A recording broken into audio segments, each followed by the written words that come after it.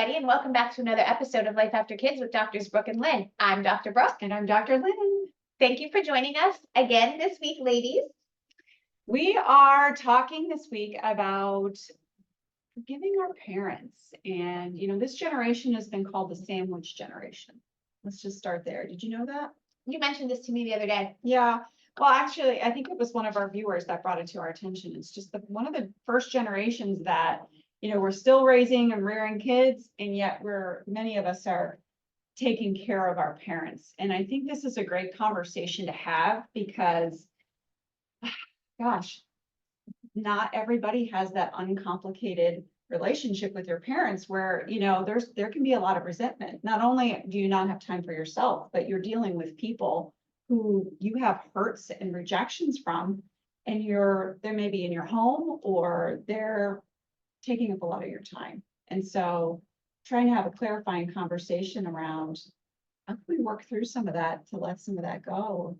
And why is it important? And move beyond it, right? Right. Why is it important? Well, and here's the thing for me, like, I appreciate you bringing up the sandwich generation. And for sure, and we both have some experience there. For me, it was us, and I don't want to go into taking care of, because that's not what this conversation, I really want to stick to the forgiveness, but we have some experience there because we were primary caretakers for Ken's grandmother. So not my parent, but we're taking care of our kids. And then on the other side, we have an older person that can't care for themselves that we're also taking care of. But the reason I really wanted to have this conversation, and I'm going to ruffle some feathers here, but I think this is an important conversation. And don't mistake this, because issues that I've had with my family or with my parents are different. And some of us have things that are really hard to back out of, right? But just as a general rule of thumb, I feel like we throw around and we use this word toxicity so much that it can blanket over maybe things and allow us, like, we've lost the art of forgiveness. Oh, that's good. Yeah. And I feel like because of this buzzword toxicity, it can allow us to be unforgiving and give us a cover up for not addressing matters that we maybe could show a little more grace towards. Now, listen, we all have different paths. Some of us have been abused. Some of us have, I'm not speaking to everyone here, but I'm just saying, can we take a deeper look at ourselves and the relationships we have with our parents or whoever it is, and really start to pick apart? Or can we, how can we? Yeah. Say yes. And that's not my experience either. I'm not going to pretend I had a very traumatic, awful things happening there. And forgiveness is not for that person. It's and for that's you. the thing. And this is right. it. So no matter what the situation or your situation is, and you need to come to terms with it, but we want to help shed a light on the forgiveness is for you and helping you move forward. This is it.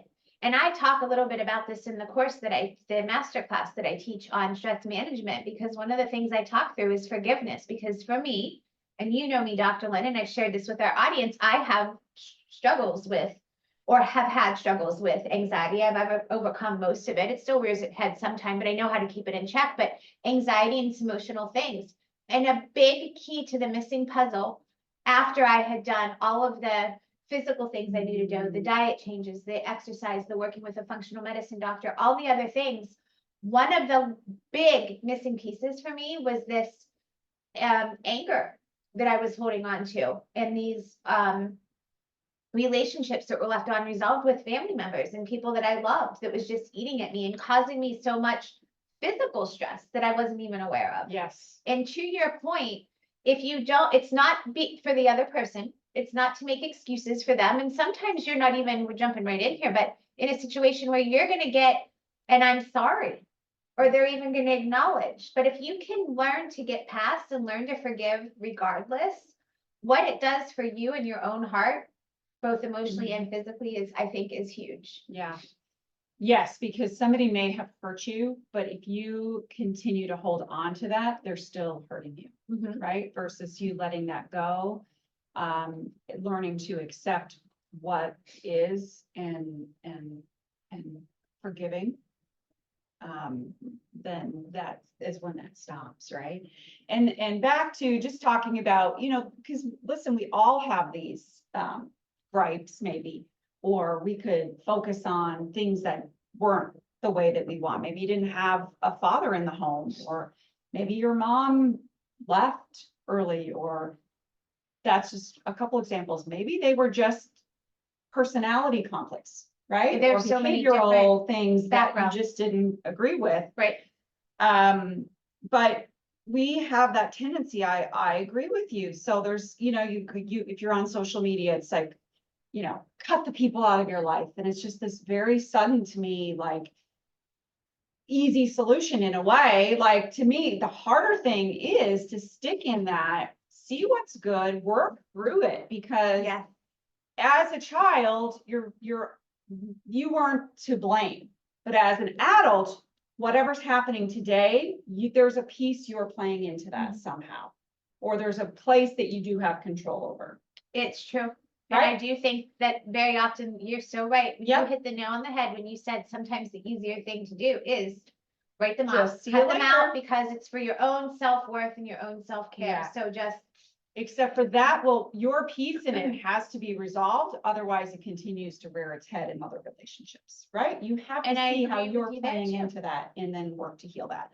So I love this. And I don't know if I made this up or if I, if I read this somewhere. you think there's a blurred line there for you sometimes. Well, I read a lot and, you know, things stick, but when I was jotting these notes, I love this. It's, you become a grown-up, you become an adult the day that you realize your parents are just people who are Yeah, you've flawed, said that to me before. who are flawed in their own way, right? Like, take a moment and just, I'll repeat that again. You become an adult the day that you realize your parents are just people who were flawed in their own way, right? Because we have this tendency, again, it comes back to what's your expectation? And when your expectation, or when you look around, you know, so-and-so had a mom who did this for her, or a dad who was there for that. Well, once again, the comparison. or the coveting. Comparison, right? So when you prop your mom or your dad or whoever was raising you up against that ideal and it doesn't match up, that's where the frustration comes in. But, you know, that's outside of really any harmful behaviors. But the truth is, if you could just take a step back and get them off that pedestal and just look at them like they're just people. Think about when your kids were little and how some days it was just about getting through the day. Like, literally, if we survived, that was the best win that we could report, right? They are just people who were doing in most cases, unless they're bad people, that's outside of this, right? That's outside of this conversation.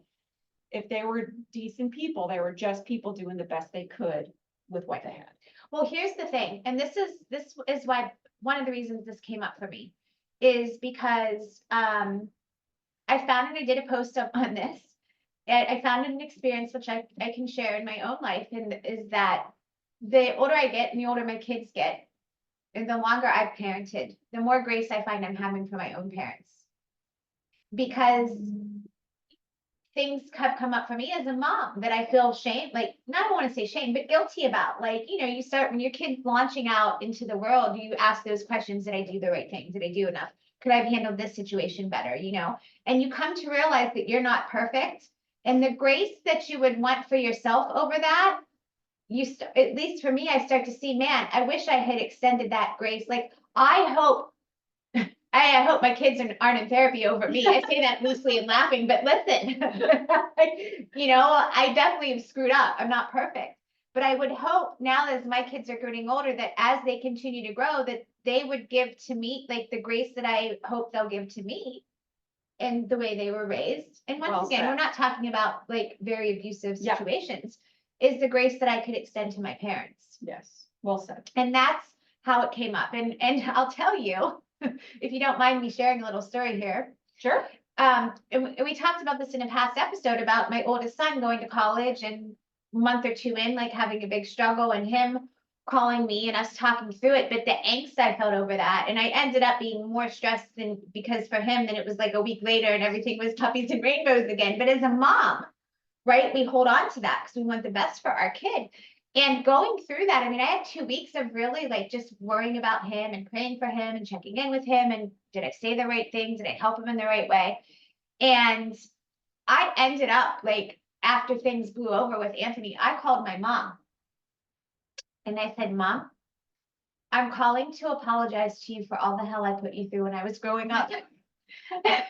Did she fall off her chair? Well, I mean, we laughed about this. I think I told you because you were like, well, was she like, oh, it's okay, honey, like whatever. And she was like, thank you so much. I accept your apology. Like that. I didn't even get like it wasn't that bad. paying for it. But I mean, here's the deal. We all go through the teen years. We all go through our 20s. Like I know I was a lot and I had emotional struggles too. So, but I realized just in that little bit that I was doing with Anthony that, whatever I could maybe in my mind blame on my parents, as we all do. We want to blame our parents for our mishaps and our things, that it had to have been really weighed heavy on her heart with the things that I struggled with and went through and watching that. Right. So yeah, your heart grew a little bit for her once she went through. Yeah, I mean, I think that like my story is sort of the opposite. So with my parents, I kind of like maybe grew up with, maybe it was the comparison side where it's like, oh, and I really did have I had my mom and dad that stayed married until my dad passed away. I didn't, there was no divorce situation.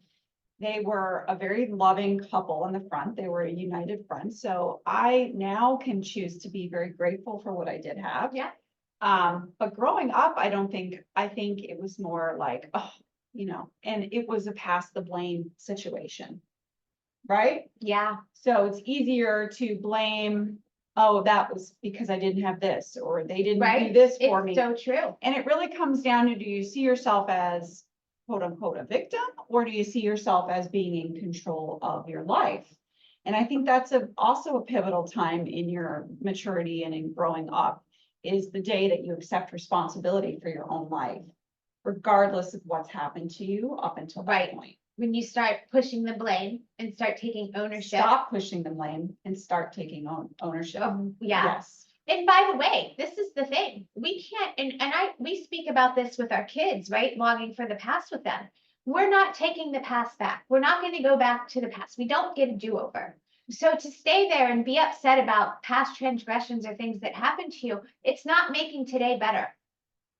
All it's doing is providing a toxic environment for you and a crutch and a reason to not make positive changes today. This is the thing. And I'll tell you, when one of my life's biggest aha moments happened when I was watching, I think it was a Tony Robbins thing. I think it was his documentary. I don't know if it's still on Netflix. And it's old footage. I love that movie. I am your guru, or I'm not your guru. Yeah, and I mean, and you may have mixed emotions if you know who Tony Robbins is, whatever the case may be, but he was talking with a girl in his audience, and I think she had a really rough situation, like an alcoholic father that was maybe either missing in action or sometimes it'd be something like that. And he was talking with her, and once again, I'm not making light of anybody that's listening with these types of struggles, but whatever the case, he said to her,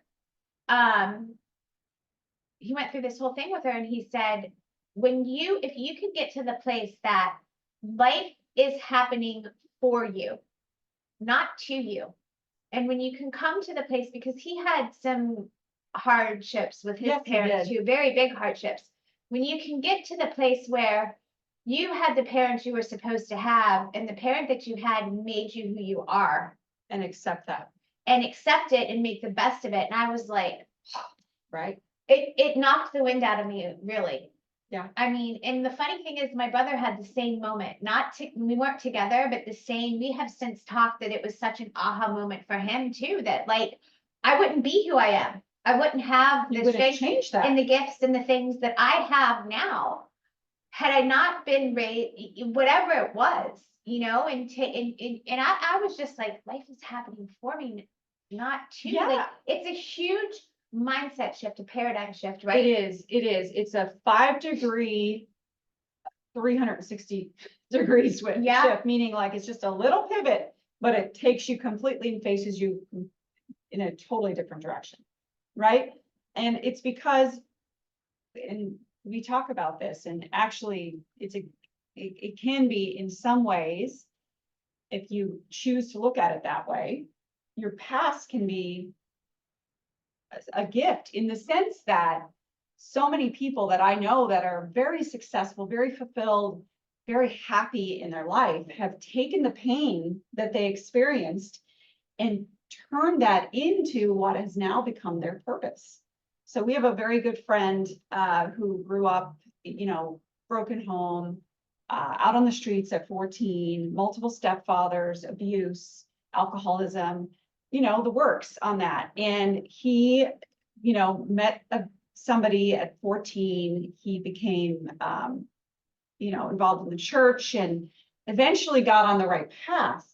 But he now gives like hundreds of thousands of dollars back to the shelter in our hometown. He and his family are just really great examples. And what he did was he took what he didn't have and he channeled it and turned it into having a life that is meant to bless other people, right? And bless youth in that same situation. And what a beautiful thing. And his life's work is all about building relationships and getting to know people's stories and just, the empathy that you can have when you come from that place to have for others is a beautiful bonding, empathetic, amazing place. Like, and if you were to meet him, you would see like he's just such a great person to be around. He just no matter who you are, you feel like you're safe in his presence, kind of thing.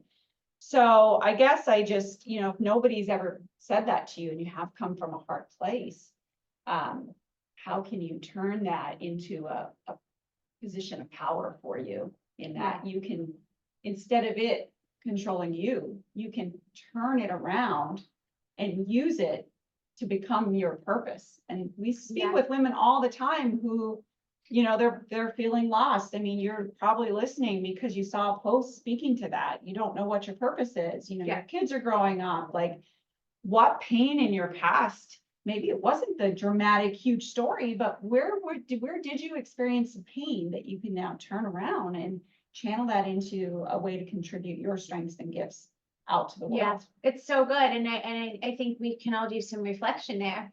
The other piece to this is, and some of you might be listening saying, maybe we should, why are we talking about like our childhood where most of us are in midlife, 40s, 50s, some 60s, even a little older. So where like, why now? Why are we opening up this can of worms now? And to that, I would say, and this weighs on me too, not so much in my personal life, but just when I think about different people that I know, is that just like we're not getting any younger, our parents aren't getting any younger.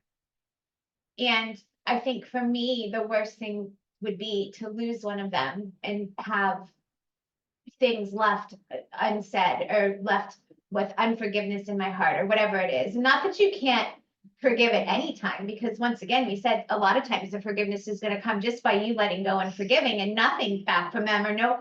This is the thing that was, can be really hard. That was hard for me is that sometimes you have to forgive and you don't get the closure you were looking for. You don't get to have the conversation that you wanted or the closure with it, but you choose to forgive and let go anyway. So I guess you could do that post, if something does happen to your parents, but wouldn't it be nice to be able to heal and to be able to forgive and maybe make some amends and have some sort of a relationship before something happens and it's too late? Yeah, well, I mean, I can speak from experience with that. And that is, I am in that exact situation where I lost my dad and there were just things that I would have liked to say, talk about, discuss with him. And, two strikes against me doing that. One, obviously he's passed, but the other one was he did not make that easy to do that. It was not our relationship to discuss personal things. It was, he was the parent and I was the child, and it was very much separate, right? Yeah. And that's how it was back then. So I have a choice, and I can, again, you can complain about that. Oh, I never had a close relationship with my dad. No, I didn't, but I had an amazing role model who took care of his family and did the right thing always, Made us laugh. so made us laugh for sure. I mean, he was the life of the party. So again, choose to look at it, but to your point, absolutely. If there's a way, and I'm not gonna say that I didn't try, but there were probably ways I could have gone about it there was a way, so never give up, I guess. Yeah. If you find that it's difficult to talk to your parent, keep listening to us, keep reading, keep asking friends about it. There's probably a way that you just haven't found yet or an angle to approach approach that parent about that subject. Yeah. And usually it comes from a place of like mutual, like, I'm not coming at you. I want us to come together. Right? Yeah. Yeah. When you called your mom that day, you weren't like, I want to apologize to you because you did, I did this and this, but you did that and that. It wasn't Never, that. it would never be that. No. And you would have ended, it would possibly. It would have ended in a fight. very not good. Or Yeah. not good, yeah. Yeah, there would have been a fight or it wouldn't have ended well. But not just because of my mom, just with anyone. Of Like, course. that's not the way that you want to You handle don't that, approach right? them, right. But I think that we have a tendency to think that there's always going to be more time, right? And I fear that because this, there is so much, and again, we talk about this too, but there's just so much focus in the world today about self-love and self-this and self, which we talk about. But also, I fear that we get so engaged on what's best for me, that we lose sight of things that we should, like we can wrap that in, it's not good for me to be involved with that person. They're toxic. I need to write them out. It's a form of self-love, right? It's a form of self-care to say no or to set boundaries and not let them in my life. I can see setting boundaries. Maybe there's some distance there. Maybe don't spend all your time, but I do think it's good to have this conversation to just maybe push anyone who's listening a little bit. Does that boundary have to be cutting them out of your life completely, particularly if it's a family member? Because, they're your family for a reason, right? It's not, we don't get to choose our family. Sometimes that's unfortunate, but like, is there maybe something that you need to let go of or let yourself heal from? And yes. And I think I think there's probably a medium ground, because there's okay, they're gonna stay in my life and they're gonna continue to do what they've been doing. And I'm not suggesting that. No. And there's the other side where it's like, okay, I'm gonna write them out and they're just gone. And in the middle, it's, well, where are the boundaries that I can enforce and that's where it becomes a maturity conversation, is how can I get enough growth to come to the place where I can enforce these boundaries so that I can still have a relationship, but it's on the terms that will continue to keep me feeling healthy. Yes. Like right? Whether That's maybe, you talk to them once a week or once a month versus every day or once a week, Exactly. So there can there be boundaries without saying it's got to be a complete write-off? And this is the other thing too, is I think that we should think about here, because I've seen this play out in my own life without getting really specific about it. I'll just give you a kind of a generalization, and maybe some of you can relate. It's like, here's the thing. You're not going to change other people, likely. You can't control their behavior or their actions. And you can't control their behavior or their actions. And a lot of times that's family members, and they can drive us nuts, right? Or they can push our buttons. And you can want to have the conversation that's going to change them, or want to get them to see things from your point of view so they'll be different or do different. And at the end of the day, very often that is not going to happen, because they're going to continue to be who they are.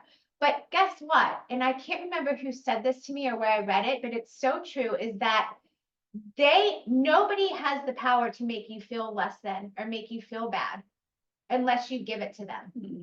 So I would ask you and challenge you that, can you get to a place, perhaps instead of writing somebody completely out of your life, can you get to a place where there can be some forgiveness on your end, even if it's not verbalized and even if it's not accepted or asked for on the other party's end? But can you get to a place where you can have some forgiveness in your own heart, some letting go, and some choosing, and this is what I've done in my life, some choosing to see people for who they are, accept and focus on all the really good qualities that they have, let go of trying to make them different or wish they were different, know that the things that they do that are going to bother you, but not allow those things to hurt you?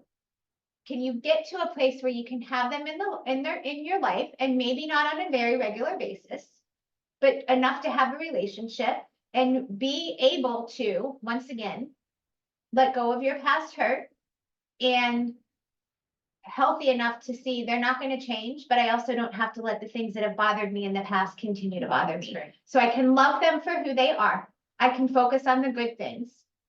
I can accept them for who they are and let go of the other stuff and not allow it to. Does that make sense? Did I verbalize that That was well? well said, and that's such a great place to, I think, leave this conversation, because I think what you just did was give us a roadmap to help set those boundaries. Yeah. And it's not, that's taken me years upon years upon years. That's not, and I don't say it, it sounded like maybe I think what I'm getting at is I may have made that sound simple. It's not easy. No, because It sounds simple, but and it's not. I'm not, aware of your, I mean, I'm You not are. in your shoes. I'm not in your shoes, but what I was going to say is, I can think about similar situations in my life where you have to get prepared for that person to push back, because they're not going to like that you set boundaries. They're not going to like that you've changed, that you have become a little bit more guarded with your heart, with your time, whatever it might be. And so and also you're not allowing them to continue in their trajectory, right? So there's Sure. pushback. So a second piece of that growth is, you set the boundary, but then that's when you have to hold firm on that. And like you said, it's not easy, but It's worth it. it's worth it. And it's a great sign that you're growing. Yes. And I want to say one more thing before we close out and share another little bit of a story is that, can we consider giving people second chances? And the reason that I say that is because in my husband's case, he was raised for the majority of his life by his mom. His dad, they divorced when he was maybe 3 or 4. And it's a long story that I don't need to get into. But what I'll say is once again, most of his life, it was him and his mom. And when he and I were serious about getting married, right around we were getting engaged, we were talking about important things like, do we want kids? How many kids do we want? Do we just different things like that? And we knew we were going to be getting married. And he said, I'm not going to have my father at our wedding. And I said, are you sure that you want to do that? Because that's a big deal. Like, that's a really big deal. And he goes, no, I'm really certain that that's what I want. It's going to be more comfortable for me if he's not there. I hope he doesn't mind me sharing this. I don't think he would. And I said, well, that's fine. That's your decision to make. And it's your relationship. And as we move forward and after we're married that's still going to be your decision. But I would caution you when we have kids to give that a second thought of how much you want him in your life and in our life, because now you're not just making decisions for yourself, but now you're making decisions for children that, maybe have the right to know their grandfather. And it ended up that shortly after he wasn't at our wedding, but shortly after we got married, we got pregnant with Anthony very soon. And when Anthony was born, he reached out to Ken because he had heard, small town, that Anthony was born. And anyway, he came to our house for it was the first time I'd ever met him.